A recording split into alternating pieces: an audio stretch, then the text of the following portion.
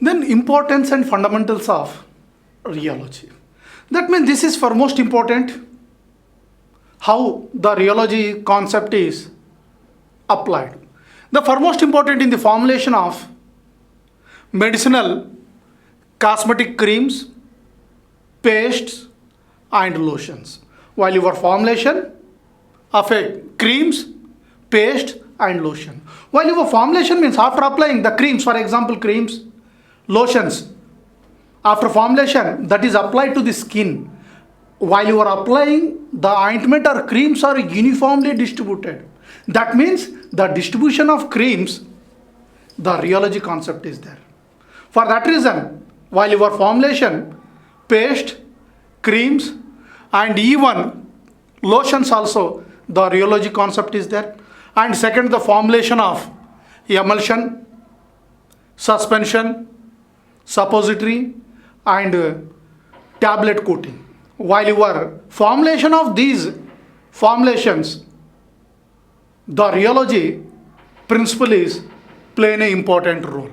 And next is the fluidity of solutions for injection.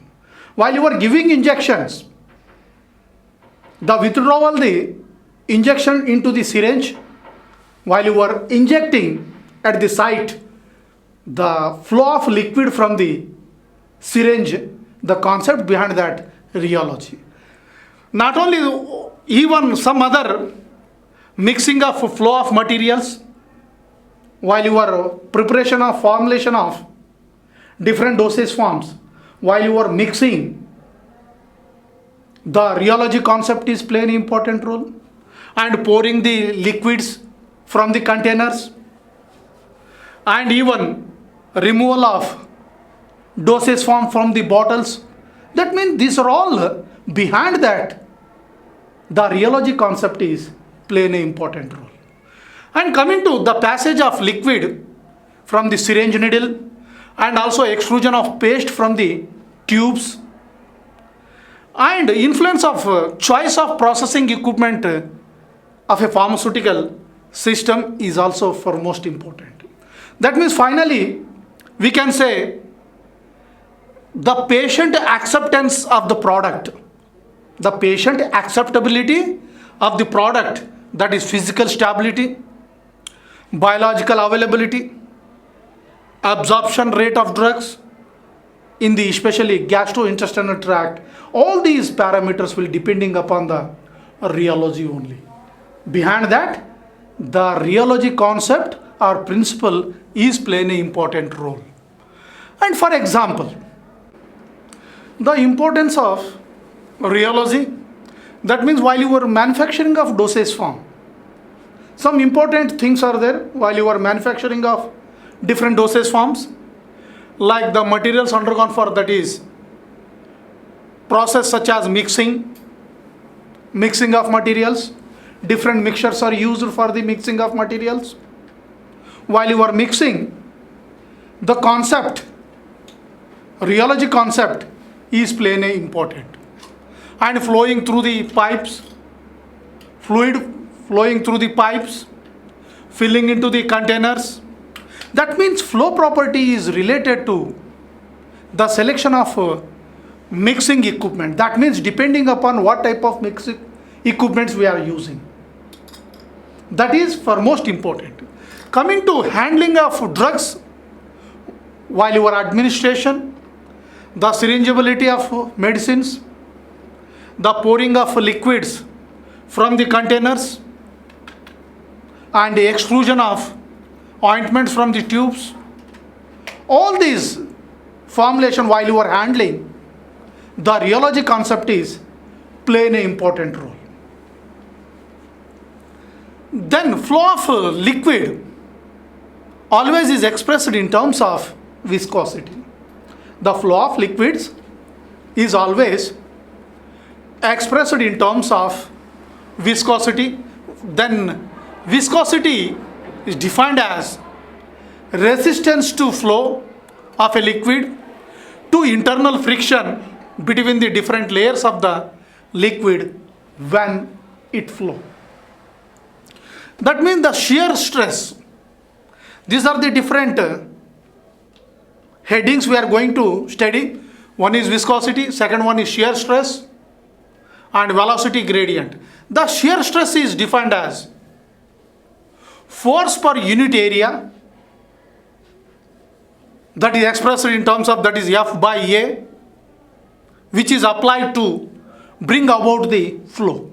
To flow, some stress is required, that is called as shear stress. Velocity gradient, this velocity gradient is also called as rate of shear.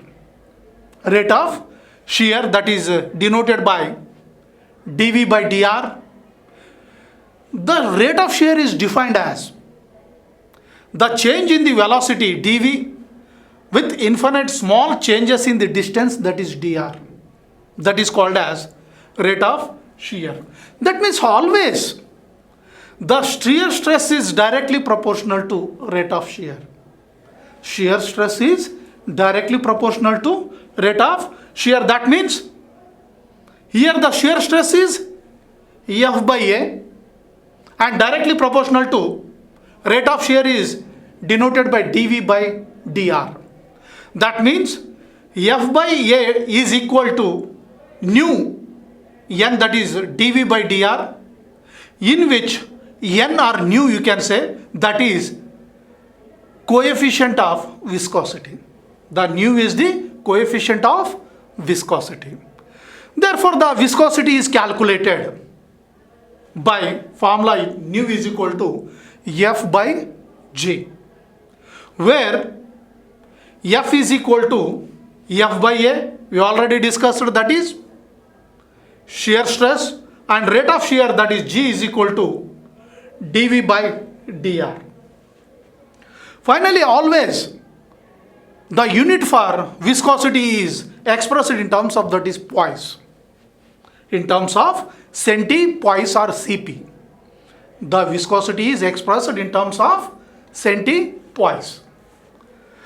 And here we already, as per introduction only, we told in contents, the rheology having two flows, that is Newtonian flow and non-Newtonian flow. That is two types of flows are there. One is, the rheology is mainly divided into two. One is Newtonian flow and second one is non-Newtonian flow. Let us see what is Newtonian flow and what are the different types of non-Newtonian flow. Coming to Newtonian flow, this is for most important. The Newton was first to study the flow property of liquids in quantitative terms. That liquids that obey Newton's law of flow is called as Newtonian flow. Whatever the liquids that obey Newton's law, those liquids or fluids, we can call it as Newtonian flow. That means the liquid have viscosity that mainly depending upon the or dependent of shear rate at a constant temperature, that is known as Newtonian flow. That means the Newtonian fluid means name itself named for Isaac Newton is a scientist. He is a fluid whose stress versus rate of strain curve is linear. While you are drawing the curve, in case of Newtonian flow, the shear stress versus shear rate, the line is passed through the origin. The constant proportionality is known as viscosity, passing to the origin, and straight line is obtained. And examples for what type of liquids we can see the Newtonian flow. There are so many examples for Newtonian flow is there. Few examples are castor oil, chloroform, ethanol, olive oil, water. These are all examples for Newtonian flow. And coming to non-Newtonian flow. Newtonian flow is okay. What about non-Newtonian flow? These are also called as bodies which fails to obey Newton's law of flow. Previously what we have discussed, that is Newtonian flow, they obeys Newton's law. But here non-Newtonian flow, these are the bodies which fails to obey Newton's law of flow. That means that material is called as non-Newtonian flow. That is liquid and solid, the heterogeneous dispersion such as colloidal solutions, emulsions, liquid suspensions and ointments. That means there are three types of non-Newtonian systems. There are three types of non-Newtonian systems are there. Number one, plastic flow. Number two, pseudoplastic flow. Third one is dilatant flow. The non-Newtonian system is divided. There are three types are there. Plastic flow, pseudoplastic flow and dilatant flow. And plastic flow. Let us discuss one by one what is plastic flow. These are the materials are known as, we can also called as Bingham bodies. These are also called as Bingham bodies. The plastic flow curve does not pass through the origin. Previously, in case of Newtonian system, the line is passed through the origin. But here, in this case, the curve is not passed to the origin. And these Bingham bodies does not begins to flow until some shear corresponds to yield value. Until unless the yield value, the material will not flow. That means the below the yield value, the substances we can call it as elastic material. Below the yield value, the materials considered as a elastic materials. These materials occurs after the applied some stress. After applying some shear stress to the material, the critical value, that is yield value, then become elastic material is converted into, it behaves as a Newtonian flow.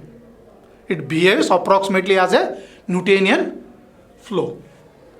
That means we already, that is Newtonian liquid passing through the origin previously. But in this plastic flow, this is the gap. This is the gap, this is yield value. Until unless some stress is applied, the material become elastic. After that, here also we are going to get a straight line, but here this yield value will be there. Yield value will be there. The equation describe plastic flow. That means here, for example, plastic, that is flocculated suspension. Flocculated suspension means initially like this. After applying some stress, after yield value, before yield value, the suspension, flocculated suspension looks like this. Before yield value, after yield value means here we are applying some stress. Then become whatever the globules are there, that is distributed. If you are applied further stress, the flow will take place. This is an example of plastic flow. And this is U is equal to F minus small f by G